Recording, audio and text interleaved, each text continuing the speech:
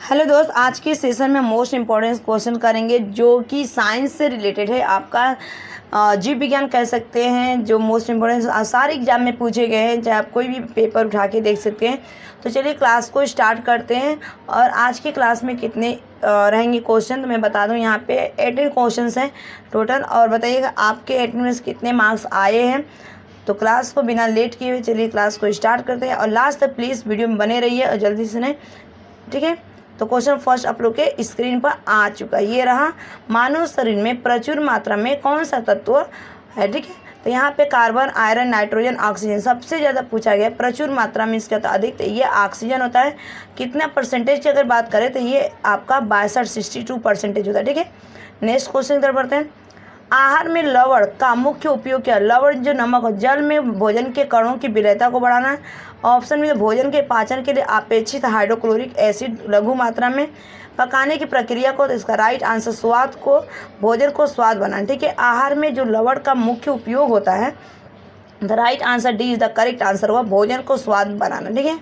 Next question पर बढ़ते हैं। फलों का मधुर मीठा स्वाद किसके कारण होता है। जो फल हमारे मीठे होते हैं किसके कारण होता है, कौन सा एसिड पाया जाता है। तो यहाँ में 4 ऑप्शन दिए गए, लैक्टोज दिया, मल्टोज दिया, रिबोज दिया गया, फ्रैक्टोज। तो इसमें आपका पाया जाता है फ्रैक्टोज पाया जाता है, ठीक है। और लैक्टोज जो होता है ना दूध में पाया जाता है अगर मैं बात करूँ। और मल्टोज जो होता है ये आपका अनाज में पाया जाता है। और फ्रैक्टोज जो होता है फलों में पाया जाता है। तो आई होप की वीडियो पसंद रहेगी और वेरी वेरी यूजफुल है। तो पूछा गया था कि कौन सा पाया जाता है। नेक्स्ट क्वेश्चन पर बढ़ते हैं। Question number 4। सब्जियां जल्दी खराब हो जाती है क्योंकि उनमें अधिक मात्रा में होती है। तो 4 ऑप्शन दे। ऑप्शन है शर्करा, ऑप्शन भी दे जल की, ऑप्शन सी दे विटामिन की, ऑप्शन डी दे एंजाइम्स की। तो उसमें देखिए क्या होता है, सब्जियों की अगर मैं बात करूं तो सबसे ज़्यादा जल्दी खराब हो जाता है तो ये आपके जल के कारण होता है। B is the correct answer. Next question. Enzymes होते हैं, इंजाइम्स क्या होते हैं, सूक्ष्म जीव होते हैं, प्रोटीन होते हैं, अकार्बनिक यौगिक होते हैं, फूड होते हैं, मोड्स। देखिए इंजाइम्स जो होते हैं ना आपके यहाँ पे प्रोटीन्स होते हैं। सभी इंजाइम्स प्रोटीन होते हैं लेकिन सभी प्रोटीन क्या होते हैं, इंजाइम्स नहीं होते। ये आप ध्यान में रख लीजिएगा। Next question.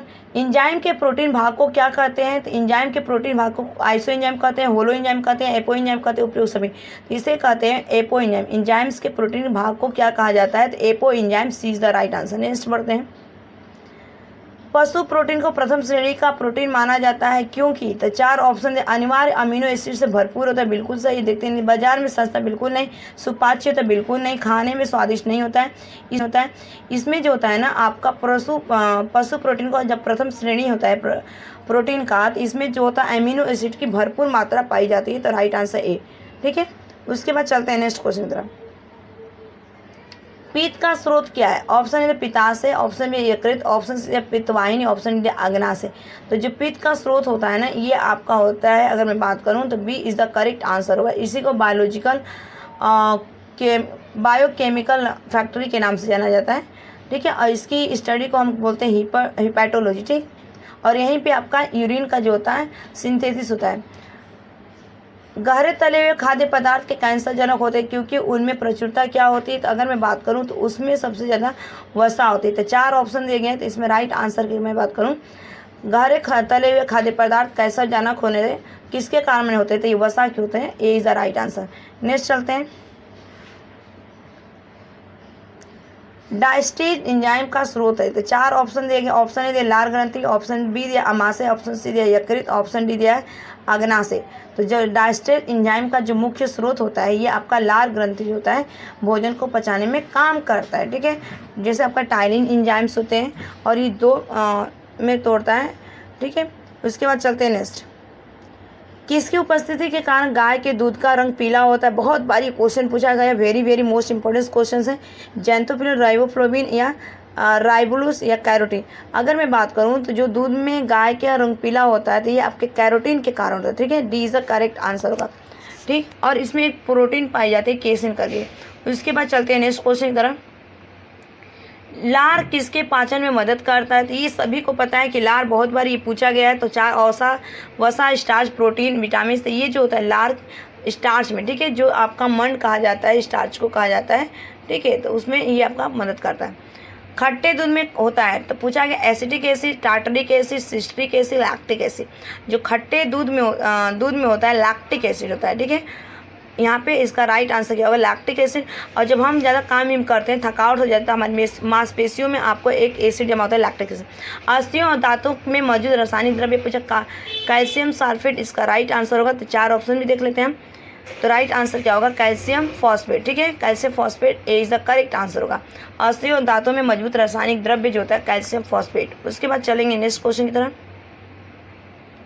मानव शरीर का सबसे बड़ा अंग कौन सा है, ये भी बहुत बार रिपीट हुआ है, चाहे आपका किसी भी एग्जाम देखते हैं, CGL है, SSC हो, UP TET, super TET, KVL।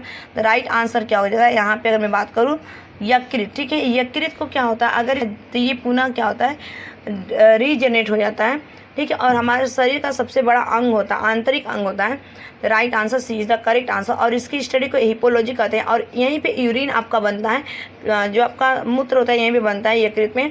और इसी में जो होता है आपका बाइल जूस जो होता है बनता है, ठीक है। उसके बाद चलते हैं नेक्स्ट क्वेश्चन की तरफ।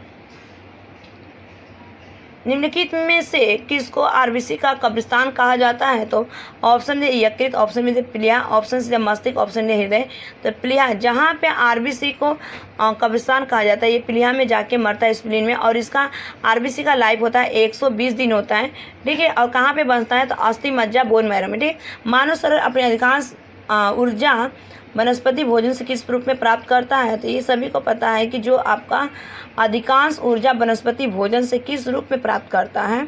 तो यहाँ पे 4 ऑप्शन देंगे, कार्बोहाइड्रेट के रूप में। D is the correct answer. Next question पर बढ़ते हैं।